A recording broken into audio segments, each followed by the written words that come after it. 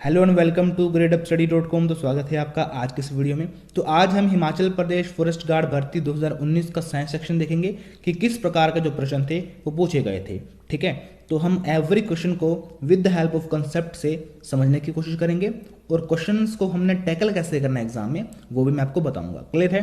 तो आपने इस वीडियो को लास्ट तक जरूर देखना है, क्योंकि इस वीडियो को देखने के बाद आप कुछ ना कुछ इस वीडियो से जरूर सीख के जाओगे। क्लियर है? चलिए तो हम फटाफट से चलते हैं अपने क्वेश्चन नंबर 41 पे, क्योंकि यहीं से हमारा साइंस सेक्शन जो है वो स्टार्ट होता है। देखो, सबसे पहले मैं आपको बता दूं कि जो आपका हिमाचल प्रदेश फॉरेस्ट गार्ड का पेपर हुआ था 2019 में, ठीक है, वो सिर्फ और सिर्फ आपका हिंदी लैंग्वेज में डाला गया था। वहाँ पर डुअल लैंग्वेज का यूज़ नहीं किया गया था। तो आपको यहाँ पर सिर्फ और सिर्फ हिंदी लैंग्वेज में प्रश्न जो है वो देखने को मिलेंगे, लेकिन मैं अपने एंड से आपको इंग्लिश में भी ट्रांसलेट करके बता दूंगा। क्लियर है? तो इसकी आपने जो है वो टेंशन नहीं लेनी है। क्लियर है? चलिए फिर, तो पहला प्रश्न है आपके पास 41। तो वृक्क की कार्यात्मक इकाई क्या है, यानी कि what is the functional unit of kidney. काफी आसान सा क्वेश्चन था, बार बार एग्जाम में देखने को मिलता है। ठीक है, तो nephron is the correct answer.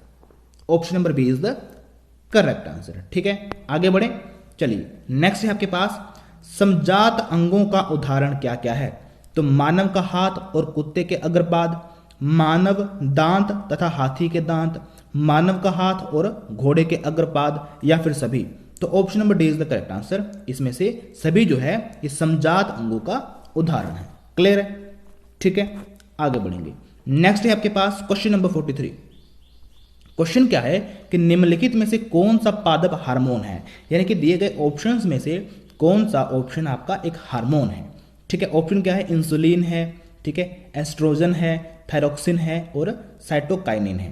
Clear है? देखो, आप सभी को पता है कि जो इंसुलिन है ये एक हार्मोन है। ठीक है, पैनक्रियाज में ये पाया जाता है। इसका काम क्या है? इसका काम है कि ब्लड के अंदर जो शुगर है उसके लेवल को कंट्रोल करना। अगर हमारे शरीर में इंसुलिन की कमी हो जाती है तो हमें मधुमेह यानी कि डायबिटीज जो है वो रोग लग जाता है। तो इंसुलिन एक हार्मोन है जो कि ब्लड के अंदर जो ब्लड शुगर है उसको कंट्रोल करने का काम करता है। क्लियर है? तो option number A is the correct answer. Clear है? चलिए आगे बढ़ेंगे। नेक्स्ट है आपके पास पायरुवेटेड। पायरुवेट के विखंडन से यह कार्बन डाइऑक्साइड, जल तथा ऊर्जा देता है और यह क्रिया होती है। देखो, हमने आपको पहले भी बताया था कि हमारे शरीर में एनर्जी जो है वो किस फॉर्म में मिलती है, तो एटीपी की फॉर्म में मिलती है। लेकिन जो फाइनल जो रिएक्शन होता है जिसको हम बोलते हैं क्रेब्स साइकिल, क्या बोलते हैं? क्रेब्स साइकिल बोलते हैं। तो उस साइकिल का जो रिजल्ट हमें मिलता है उसमें हमें कार्बन डाइऑक्साइड मिलती है जो कि एक्सहेल करते टाइम बाहर निकल जाती है हमारे मुख से, और एक जल मिलता है यानी कि पानी मिलता है, और हमें ऊर्जा मिलती है in the form of ATP. Clear है? लेकिन यहां पर क्वेश्चन ये है कि ये जो साइकिल है क्रेब्स साइकिल, ये हमारे शरीर के किस वाले पार्ट में होता है? क्या ये गोल्जी निकाय में होता है, क्या ये हरित लवक में होता है, क्या ये केंद्रक यानी कि न्यूक्लियस में होता है, या फिर ये माइटोकॉन्ड्रिया में होता है? देखो, आपको पता है कि ये जो क्रेब्स साइकिल होता है ये होता है सेल के अंदर, लेकिन सेल के अंदर किस वाले पार्ट में होता है? तो माइटोकॉन्ड्रिया में होता है। ठीक है, तो ये जो क्रेब्स साइकिल होता है जहां पर हमें एनर्जी मिलती है in the form of ATP, तो ये जो साइकिल है ये चलता है कहां पे? माइटोकॉन्ड्रिया में चलता है। ठीक है, तो इसीलिए इसको power house of the cell बोला जाता है। क्लियर है? तो option number C is the correct answer. आगे चलेंगे। नेक्स्ट है आपके पास, काफी अच्छा क्वेश्चन था, आपका दिमाग खोलने वाला क्वेश्चन है और आपको सोचने के लिए मजबूर कर देगा कि एग्जामिनर किस हद तक क्वेश्चन डाल सकता है। क्वेश्चन देखो क्या है, दो तंत्रिका कोशिका यानी कि नर्व सेल के मध्य खाली स्थान को क्या कहते हैं? देखो, जब एक नर्व सेल, ये आपके पास होगी एक नर्व सेल, ठीक है, ऐसे होती है कुछ, ये ऐसे ऐसे, फिर ऐसे होती है, फिर यहां पे ऐसा होता है। जब एक नर्व सेल दूसरे नर्व सेल के साथ जब जुड़ती है, ये दूसरी नर्व सेल आ गई, ठीक है, अब ये यहां पर जुड़ गई, अब इसके बीच में जो खाली स्थान है, इसके बीच में जो ये खाली स्थान रह गया है, इस खाली स्थान को क्या कहते हैं? ठीक है, तो उस खाली स्थान को कहते हैं स्नेप्स। आपके सामने एक मैं इमेज लगा दूंगा और वहां पर आप क्लियरली देख पाओगे कि जब दो नर्व सेल आपस में जुड़ती है तो बीच में जो एक खाली स्थान रह जाता है उसको क्या बोलते हैं? उसको बोलते हैं स्नेप्स। ठीक है, तो एग्जामिनर ने इस हद तक क्वेश्चन जो है वो इस पेपर में डाले हुए थे। क्लियर है? तो option number B is the correct answer. आगे बढ़ेंगे, नेक्स्ट है आपके पास क्वेश्चन नंबर 46। क्वेश्चन क्या है कि पादप में जाइलम किसके लिए उत्तरदायी है। देखो काफी अच्छा क्वेश्चन था, रिपीटेड क्वेश्चन है, बार बार एग्जाम में देखने को मिलता है। यहां पर दो टर्म आपको याद रखनी है प्लांट्स के रिगार्डिंग, एक है जाइलम, ठीक है, और एक है फ्लोएम, ठीक है। अगर हम बात करें जाइलम की, तो जाइलम क्या करता है, जल का संवहन करता है। जल का मतलब है पानी का वहन, पानी का फ्लो करता है ये, ठीक है। जैसे कि जड़ों से पानी आता है ना, मतलब जड़ों से इसको पानी मिलता है, तो पानी को इसने नीचे से लेके ऊपर तक लेके आना है। तो एक प्लांट्स के अंदर ऐसा कौन सा पार्ट है जो कि पानी को नीचे से लेके ऊपर तक लेके आता है, यानी कि जल का वहन करता है। तो कौन है वो, यही जाइलम है। कौन सा है, यही जाइलम है, ठीक है। तो जाइलम का काम क्या है, ये जल का वहन करता है। Option number A is the correct answer, ठीक है। और अभी आपने बताना है मुझे कि फ्लोएम का काम क्या है, ठीक है। फ्लोएम का काम क्या है इन प्लांट्स, कमेंट आपने करना है, क्लियर है। कमेंट आपने करना है कि फ्लोएम का काम क्या है इन प्लांट्स। चलिए आगे बढ़ेंगे। तो नेक्स्ट है आपके पास काफी अच्छा क्वेश्चन है कि इन चारों में से ऐसा कौन सा जनन अंग है जो कि मादा के अंदर नहीं है, जो कि मादा जनन तंत्र का भाग नहीं है। क्या अंडाशय नहीं है, क्या शुक्र वाहिका नहीं है, क्या गर्भाशय नहीं है, क्या डिंब वाहिनी नहीं है। देखो अगर हम बात करें अंडाशय की, तो आप सभी को क्लियरली पता है कि ये एक फीमेल का पार्ट है, समझ गए। अगर हम बात करें गर्भाशय की, तो ये भी एक फीमेल के जनन तंत्र का भाग है। अगर हम बात करें डिंब वाहिनी, तो ये भी एक फीमेल का पार्ट है। लेकिन जब हम बात करेंगे शुक्र वाहिका, तो ये मैन का पार्ट है, यानी कि मैन का जो जनन तंत्र होता है उसका पार्ट है, ठीक है। तो टेस्टोस्टेरोन के अंदर जो हमारे शुक्राणु होते हैं, ठीक है, तो शुक्राणुओं को वहन, यानी कि जहां से शुक्राणु फ्लो करते हैं, तो किस वेसल से करते हैं, उस वेसल का नाम है शुक्र वाहिका, समझ गए। तो ये टेस्टोस्टेरोन के अंदर इसका ये आपको पाए जाते हैं, क्लियर है। चलिए आगे बढ़ेंगे। नेक्स्ट है आपके पास क्वेश्चन नंबर 48। तो यहां पे क्या लिखा हुआ है कि किस जीव में लंबे समय तक गर्भकाल अवधि पाई जाती है, लंबे समय तक, ठीक है। सबसे छोटा समय अगर हम बात करें तो पक्षी का होता है, मनुष्य का 9 महीने गर्भकाल अवधि होती है, ठीक है। उसके बाद शेर का नंबर आता है, देन सबसे ज्यादा हाथी, यानी कि 22 महीने तक इसका गर्भकाल रहता है, किसका, हाथी का। तो यहां पर पूछा गया है कि किस जीव का सबसे लंबे समय तक गर्भकाल रहता है, तो ऑप्शन नंबर सी यानी कि हाथी का रहता है। कितना, 22 महीने रहता है, क्लियर है। चलिए आगे बढ़ेंगे। नेक्स्ट है आपके पास स्कर्बी रोग। काफी आसान सा क्वेश्चन था, मैंने आपको पहले बताया था कि एग्जामिनर एक क्वेश्चन डालता है थोड़ा सा हैवी, और एक क्वेश्चन ऐसा डालता है जो कि काफी रिपीटेड क्वेश्चन था, जो कि बार बार एग्जाम में देखने को मिलता है, क्लियर है। तो कितना आसान क्वेश्चन था कि स्कर्बी रोग डैश की कमी के कारण होता है, तो आप सभी को पता है, ठीक है। विटामिन ए के कारण रतौंधी होती है, विटामिन बी के कारण बेरी होता है, विटामिन सी के कारण स्कर्बी होता है, ठीक है, और विटामिन डी के कारण रिकेटस होता है। तो यहां पूछा गया है कि स्कर्बी रोग डैश की कमी के कारण होता है, तो विटामिन सी की कमी के कारण स्कर्बी रोग होता है। तो option number C is the correct answer, clear है। काफी आसान सा क्वेश्चन था, आगे बढ़ेंगे। नेक्स्ट है आपके पास काफी अच्छा क्वेश्चन है कि रसायन जिसका उपयोग एल्यूमिनियम के साथ अभिक्रिया कर मशीन के पुर्जे जोड़ने को एवं रेल की पटरी को जोड़ने के लिए किया जाता है, यानी कि बेल्डिंग करने का काम किया जाता है, किसको, मशीनों के पुर्जों को जोड़ने के लिए और रेल की पटरी को जोड़ने के लिए। तो यहां पर जो आयरन ऑक्साइड है Fe2O3 आयरन ऑक्साइड, इसका प्रयोग करते हैं रेल की पटरी को जोड़ने के लिए और मशीनों के पुर्जों को भी जोड़ने के लिए, यानी कि बाइंडिंग करने का काम, ठीक है, बेल्डिंग करने का काम। चलिए आगे बढ़ेंगे। नेक्स्ट है आपके पास क्वेश्चन नंबर 51। क्या लिखा हुआ, देखो, धातुओं को पतले तारों में खींचने की क्षमता को क्या कहते हैं। देखो आपने दो टर्म्स पढ़ी होगी, एक है आपके पास डक्टिलिटी और एक है आपके पास मेलेबिलिटी। अगर हम बात करें डक्टिलिटी, तो इसको बोलते हैं तन्यता, ठीक है। अगर हम बात करें मेलेबिलिटी, इसको बोलते हैं अधातवर्तता, अगर हम बात करें तन्यता, तो इसका मतलब होता है कि किसी भी चीज को इतना लंबा खींचना, यानी कि तार की फॉर्म में इतना पतला उसको करना कि अगर हम उससे ज्यादा उसको खींचेंगे तो वो तार टूट जाएगी।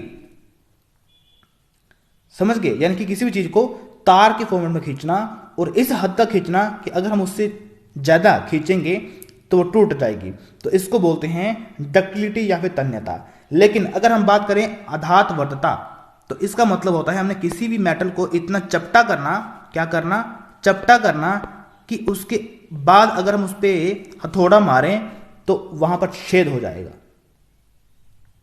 ठीक है, क्लियर है? तो डक्टिलिटी में आप किसी भी मेटल को क्या करते हैं, तार के फॉर्मेट में उसको खींचते हैं। लेकिन आधातवर्तता यानी कि मेलेबिलिटी में हम किसी भी मेटल को चपटा करते हैं, पतला करते हैं। तो ये डिफरेंस आपको पता होना चाहिए। तो यहां पर क्वेश्चन क्या था कि धातुओं को पतले तारों में खींचना, तार मतलब डक्टिलिटी, डक्टिलिटी मतलब तन्यता। Option number A is the correct answer. समझ गए? अगर यहां पर पूछा जाता कि उसको चपटी प्लेट में कन्वर्ट करना है तो उसको हम क्या बोलेंगे, उसको हम बोलेंगे मेलेबिलिटी या फिर आधातवर्तता। ठीक है, तो ये डिफरेंस आपको पता होना चाहिए। आगे बढ़ेंगे। नेक्स्ट है आपके पास टंगस्टन का गलनांक क्या है। तो आप सभी को पता है, काफी नॉर्मल सा क्वेश्चन था, 3422 डिग्री सेल्सियस।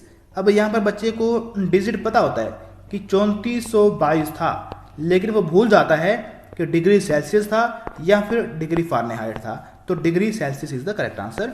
तो 3422 degree Celsius is the correct answer. Clear है? आगे बढ़ेंगे। नेक्स्ट है आपके पास बेंजीन का रासायनिक सूत्र क्या है।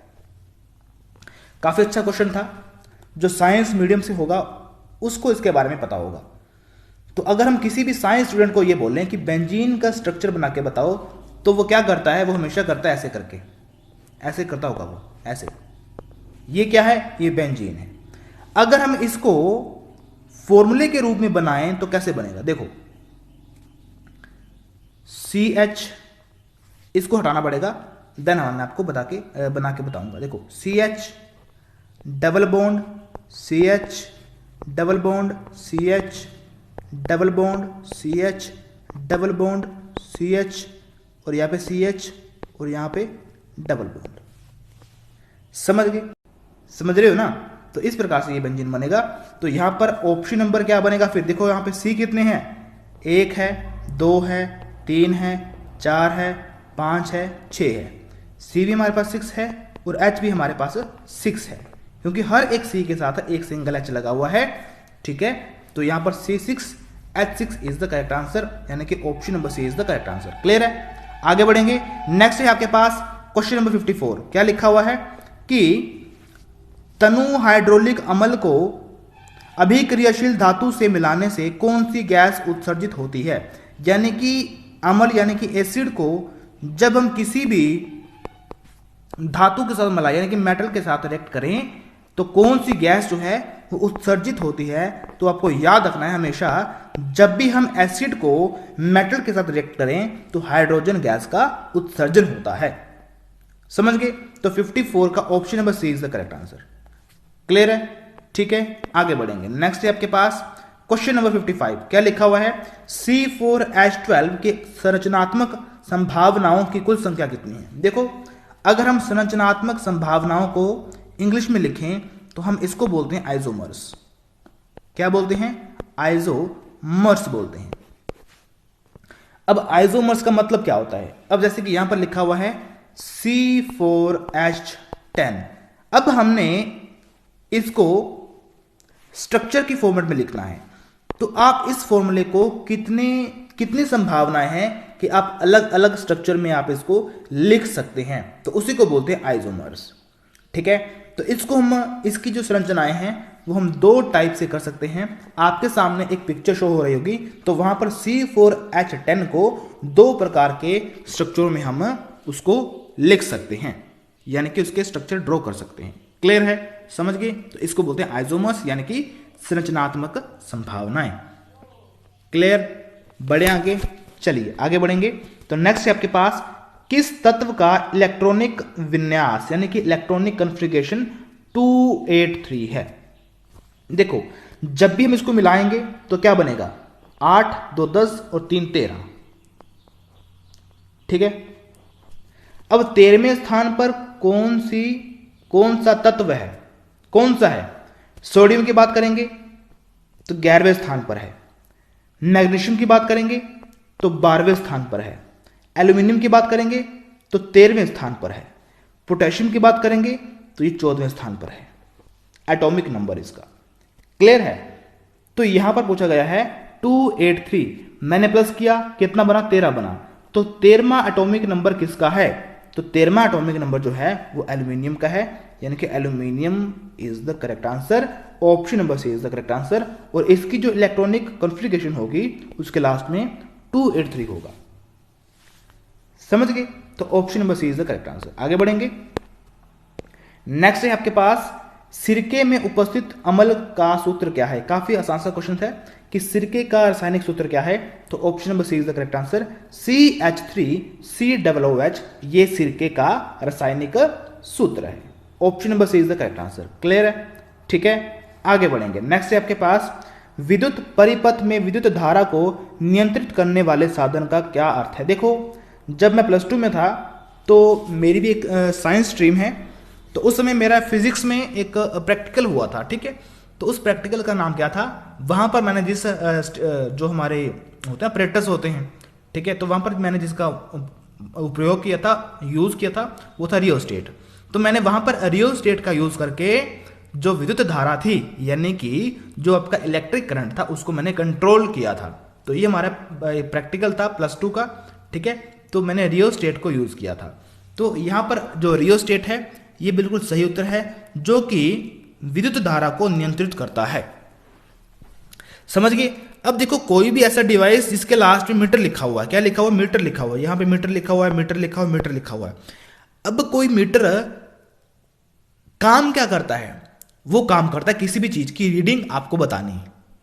किसी भी चीज की रीडिंग आपको बतानी है। यहां पर कितना करंट फ्लो हो रहा है, तो वो आपको अमीटर बताएगा कि यहां पर इतना एम्पियर जो करंट है वो फ्लो हो रहा है। लेकिन आपको ध्यान रखना है कि ऐसे सभी अपरेटस, ऐसे सभी चीजें जिनके लास्ट में मीटर लिखा हुआ है, वो हमेशा कुछ ना कुछ मापने का काम करेगी। ठीक है, लेकिन यहां पर मापने की बात नहीं की जा रही है, यहां पर बात की जा रही है विद्युत धारा को नियंत्रित करना, यानी कि कंट्रोल करना। ये किसी भी प्रकार की रीडिंग नहीं देता है। तो फिर क्या होगा? Rheostat is the correct answer. Option number A is the correct answer. Clear है? आगे बढ़ेंगे। नेक्स्ट है आपके पास, नेक्स्ट क्वेश्चन है आपके पास कि हीरे का अपवर्तनांक कितना होता है? तो 2.42 इज द करेक्ट आंसर। काफी बार एग्जाम में देखने को ये जो क्वेश्चन है ये मिल चुका है। क्लियर है? चलिए आगे बढ़ेंगे। नेक्स्ट है आपके पास कौन सा अभिसारी दर्पण है? कौन सा अभिसारी दर्पण है? देखो, अभिसारी का मतलब होता है कि कोई ऐसा दर्पण जो कि क्या करे कि जो सभी तरफ से, ठीक है, जो सभी तरफ से लाइटों को लेके आए और आगे जाके वो एक पॉइंट पे उसको मर्ज कर दे, यानी कि कन्वर्ज कर दे। ठीक है, तो यहां पर बात की जा रही है दर्पण की। तो यहां पर जो दर्पण होगा वो अवतल दर्पण होगा। और अवतल दर्पण का काम क्या है कि सभी दिशाओं से लाइटों को लेना और आगे जाके किसी एक बिंदु पर उसको फोकस कर देना। ठीक है, तो ये किस मिरर का काम है? तो ये एक अवतल मिरर का काम है, यानी कि कनकेव मिरर का काम है। ठीक है, समझ गए? चले आगे। चलिए, नेक्स्ट है आपके पास काफी अच्छा क्वेश्चन है। क्वेश्चन क्या है कि संसार के पृष्ठ पर जल का तापमान तथा 2 किलोमीटर तक गहराई पर जल के तापमान में कितना अंतर होता है? देखो, सिंपल सी बात है, आपको ध्यान रखना है हमेशा। देखो, यहां पर बात की जा रही है कि जैसे कि ये पानी है, ठीक है, मैं यहां पे कलर चेंज करता हूं, जैसे कि मैं यहां पर ये कलर लेके आ गया। ठीक है, अब देखना यहां पे मान लो ये पानी है, ठीक है, ये पानी है और नीचे भी पानी है थोड़ा सा। ठीक है, नीचे भी पानी है, ये भी पानी है। लेकिन इन दोनों, ये जो दोनों लेयर है पानी की, यहां पर टेम्परेचर का डिफरेंस होगा। अब ये जो सबसे ऊपर पानी है, ठीक है, तो मान लेते हैं कि इसका टेम्परेचर कितना है, मान लो कुछ भी मान लो, एक्स मान लो, ठीक है, एक्स इसका टेम्परेचर है। लेकिन 2 किलोमीटर नीचे वाला जो एरिया है, नीचे वाला जो इसका ये लेयर है, इस पानी का टेम्परेचर कितना होगा, कितना डिफरेंस हो जाएगा यहां पे, कितना डिफरेंस यहां पर हो जाएगा। तो ये इन पे क्वेश्चन बना हुआ है कि अगर यहां पर टेम्परेचर एक्स है, ठीक है, अगर ऊपर वाला जो पानी है, अगर इस यानी जैसे कि अगर सागर है ना, तो सागर का जो ऊपर वाला पानी होता है, ऊपर सबसे ऊपर, ठीक है, तो अगर उसका टेम्परेचर एक्स है, तो अगर हम 2 किलोमीटर नीचे जाएं पानी के अंदर, तो नीचे जो पानी होगा उसका टेम्परेचर में कितना आपको डिफरेंस देखने को मिलेगा। तो आपको याद रखना है कि प्रति 1 किलोमीटर जाने पर 9.8 डिग्री सेल्सियस टेम्परेचर का डिफरेंस आता है। ठीक है, तो अगर हम बात करें 2 किलोमीटर, तो 2 किलोमीटर का आपका बन जाएगा कितना, 9 2 का 18, यानी कि 19 पॉइंट समथिंग। ठीक है, क्लियर है, 19.6 डिग्री सेल्सियस का डिफरेंस यहां पर क्रिएट हो जाएगा। तो यहां पर अप्रोक्स यहां पर ली हुई है, तो अप्रोक्स 20 डिग्री सेल्सियस जो है वो आपका सही उत्तर हो जाएगा, यानी कि ऑप्शन नंबर सी सही आपका हो जाएगा। ये इसने बताया था। ठीक है, तो आपको याद रखना है कि प्रति 1000 मीटर जाने पर 9.8 डिग्री सेल्सियस का डिफरेंस आता है। लेकिन यहां पर पूछा गया है 2 किलोमीटर नीचे, यानी कि जब आप 2 किलोमीटर नीचे जाओगे तो कितना डिफरेंस आएगा, तो लगभग 19.6 डिग्री सेल्सियस का डिफरेंस आएगा, जो कि अप्रोक्स होगा 20 डिग्री सेल्सियस। क्लियर? ठीक है, तो आई होप आप इस कंसेप्ट को समझ चुके होंगे। आगे बढ़ेंगे। नेक्स्ट है आपके पास विद्युत परिपथ में इलेक्ट्रॉनों तथा विद्युत धारा के प्रवाह की दिशा। देखो मेरी बात समझो, अगर हम बात करें इलेक्ट्रॉन्स, तो ये आपके इलेक्ट्रॉन्स है, ये क्या है, इलेक्ट्रॉन्स है। ठीक है, आपके जो इलेक्ट्रॉन्स हैं वो ऐसे मूव करेंगे और जो करंट है वो ऐसे मूव करेगा। ये क्या है, ये आपके पास करंट है, क्या है, करंट है। ठीक है, ये करंट है और ये क्या है, इलेक्ट्रॉन्स है। ठीक है, तो दोनों की जो डायरेक्शन होगी वो ऑपोजिट होगी। क्या होगी, ऑपोजिट होगी, तो विपरीत दिशा में होती है। इलेक्ट्रॉन्स और विद्युत धारा के प्रवाह की जो दिशा होती है वो हमेशा विपरीत होती है। तो option number A is the correct answer. Clear? चलिए आगे बढ़ेंगे। नेक्स्ट क्वेश्चन क्या था कि यदि कोई विद्युत बल्ब 220 वोल्ट के जनित्र से संबोधित है और बल्ब से 0.5 एम्पीयर विद्युत धारा प्रवाहित होती है, तो बल्ब की शक्ति क्या होगी। देखो same as it is question आपका आया हुआ था 2021 वाले एग्जाम में भी, यानी कि जो बल्ब का क्वेश्चन है ये आपने इस बार बिल्कुल अच्छे से प्रिपेयर करके जाना है। एग्जामिनर कैसे भी क्वेश्चन उठा सकता है, कैसे भी वो डाल सकता है। ठीक है, तो 2021 वाले में पावर पूछी गई थी कि पावर क्या है उस बल्ब की, यहां पर उस बल्ब की शक्ति पूछी गई है, यानी कि एनर्जी। क्लियर है, समझ गए? या एनर्जी मतलब कितने वॉट का वो जो है वो बल्ब है। क्लियर है? अब देखेंगे कि हमने इस क्वेश्चन को कैसे टैकल करना है। आपको पता है कि power is equal to energy upon I. समझ गए? अब यहां पर आपने निकालनी है एनर्जी। क्या निकालनी है? एनर्जी निकालनी है, यानी कि P और I आपको इस तरफ लेके आना पड़ेगा। तो P और I आपने यहां लिखना है। पावर कितनी है? 220 वोल्ट है और I मतलब 0.5। कैसे लिखोगे? 5.10 ऐसे लिखोगे ना। 0 से 0 कट गया, कितना बचा? 22 गुणा 5। तो 22 गुणा 5 करो 22 गुणा 5, 22 गुणा 5 करो, कितना बनेगा? 110। तो 110 volt is the correct answer. Option number C is the correct answer. Clear है? तो इस प्रकार से आपने इस प्रश्न को भी सोल्व करना था। आगे बढ़ेंगे। नेक्स्ट है आपके पास चुंबकीय क्षेत्र रेखाएं होती है। तो आपके सामने एक पिक्चर शो हो रही होगी, यहां पर आप देख पा रहे होंगे कि जो मैग्नेटिक फील्ड लाइंस होती है वो किस प्रकार से सर्कल की तरह ये यूज हो जाती है, यानी कि सर्कल की तरह ये दिखाई देती है, यानी कि बंद वृक्क मतलब सर्कल होता है, तो एक बंद वृक्क की तरह ये आपको नजर आ रही होगी। तो यहां पर option number C is the correct answer. एक बंद वृक्क यानी कि क्लोज्ड सर्कल की तरह ये आपको दिख रही होगी। क्लियर है? तो 64 का option number C is the correct answer. ठीक है, बढ़े आगे। चलिए नेक्स्ट है आपके पास विभव की इकाई क्या है। देखो विभव हम इंग्लिश में बोलते हैं पोटेंशियल। क्या बोलते हैं? पोटेंशियल बोलते हैं। ठीक है, क्या बोलते हैं? पोटेंशियल बोलते हैं। ठीक है, तो पोटेंशियल की यूनिट क्या है बताएंगे। तो पोटेंशियल की यूनिट है वोल्ट। क्या है? वोल्ट। ठीक है, आप सभी को पता होगा। तो ऑप्शन में B is the correct answer. Clear है? चलिए आगे। चलिए आगे है आपके पास